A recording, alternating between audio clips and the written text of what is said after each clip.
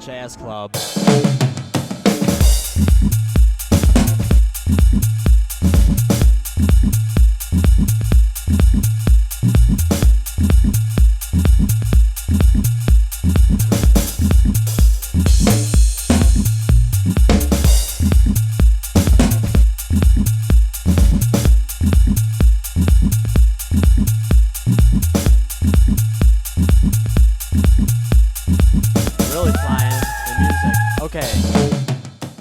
Everyone. Hello, good evening.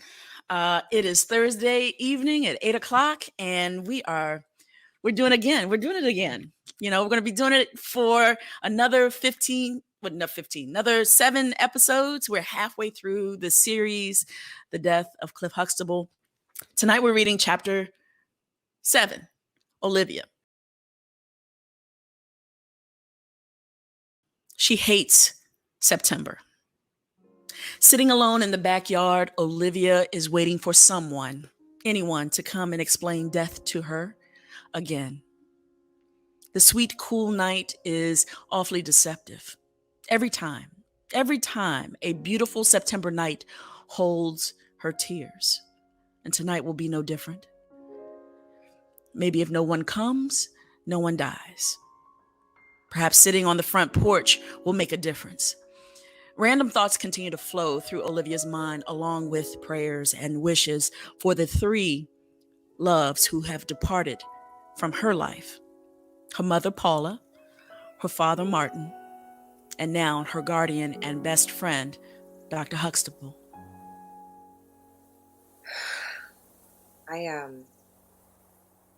This is silly. This is so silly because there's always been someone to see me through these things. What might I say, and to whom? Go away. Don't speak to me about death. I'm cursed. Yeah. This is so silly. Olivia chuckles and brushes off the picnic table bench with a newly fallen autumn leaf and takes a seat. She holds the leaf up to discover an ant marching solo in circles, likely looking for its trail of tribe. You too, huh? Lost after losing your people? Yeah, me too. I gently set the leaf down on the table. I watch as the ant skitters off, zigzagging its way around the table, attempting to make his way home. I see you're lost, running in circles in a familiar, strange place. You want someone to come rescue you. Ever stop to think that if they come join you, they too will be lost? You'll have company, but you'll be lost. I'm lost. I keep losing the people who define family for me. I am lost. I'm amazed to see you come back to the leaf, Mr. Ant. It seems you have adapted wonderfully quick. You've made a playground of a foreign space, and you and I seem to have that in common, Sir Ant. You and I are kindred. Olivia watches the ant trail away from the leaf and over the horizon of the picnic table. He is brave to journey on, wonders Olivia. Sir Ant, a minuscule creature who does not know his insignificance in this world, and in that, he is free. Insignificant is how Olivia feels right now. She is alone. Olivia, would you like some company? I don't know, Dr. Huxtable. I can't watch it anymore. They keep replaying it, but I can't. I know. Olivia is sitting on the picnic table, facing the western sky, which is hazy from the setting sun and the debris of heartache. Dr. Huxtable sits on the bench next to Olivia's feet, facing the same direction. They both sit quietly and watch as the smoke and ash continue to billow up over Manhattan and blow high overhead. Olivia looks up at the cloudy mixture. Think my dad is in there? And I I hate. I feel hate. I feel it in my heart. well, I can certainly understand that feeling. But you see, Olivia, that is by definition impossible. Impossible? Impossible. You cannot have a heart and hate. That organ cannot create that emotion, nor can you have a heart and possess that emotion. It cannot be done. I'm a doctor. I know how these things work. Now, what you are speaking of is hurt. Hurt is real, hurt is heavy, and it is shrouded in the drapings of anger and desire to avenge. You see, but your heart cannot hate. You gonna tell me to love my enemy? Well, my dear, who is your enemy? Is he here? I don't know. Is he over there in Manhattan? I don't know, Dr. Huxtable. Yes. Yes, my dear, and that is the only thing of which we can be certain. We do not know. We don't know why this happened. We don't know why planes filled with people became weapons today. We do not know why two mighty buildings came down. In the clouds, in that endless trail of cloud. Do you think he's in there? What would you like to believe? I would like to believe he's floating across the sky with the birds and the others. There must be so many others. They're all floating among the birds. Is that what you would like to believe? Yes. It's what I believe. Then there he flies among the birds in a sweet September sky. Dr. Huxtable? Yes, Olivia. We must brace ourselves and conserve our heart and our energy for what we do know. We know your father loves you very much. You cannot replace that with hate. We know you are safe and have a family around you who loves you. You cannot replace that with hate. We know you have a life to live and savor. We know that.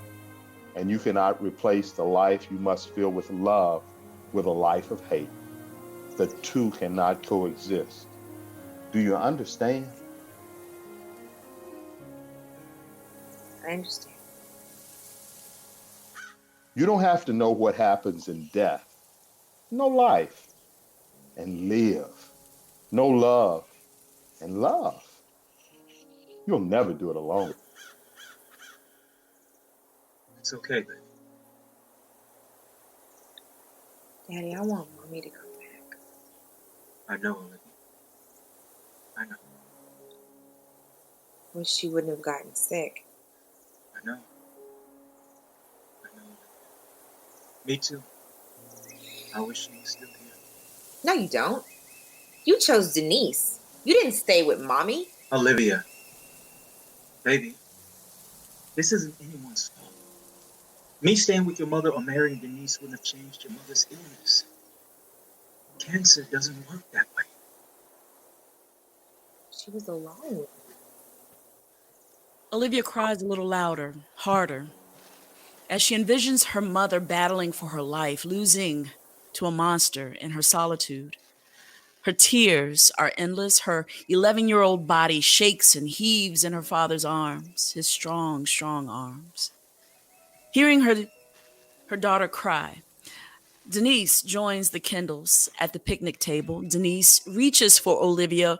Olivia scoots away from Denise and scoots closer to Martin.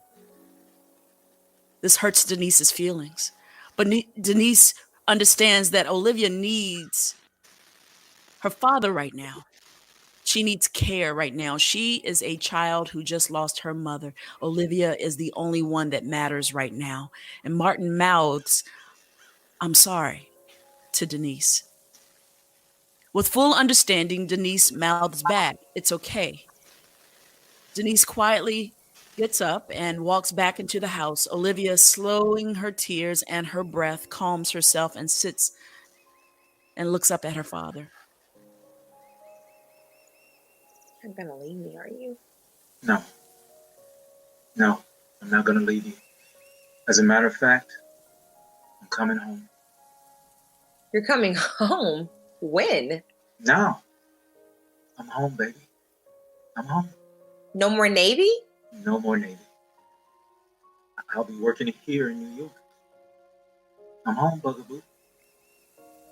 I dive into my father's chest. Daddy catches me in midair, in flight. He's growing so big. That was a tough catch.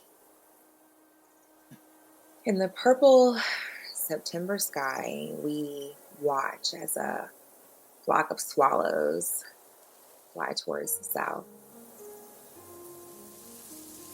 Do you see them? Birds? Yeah, Daddy, I see them.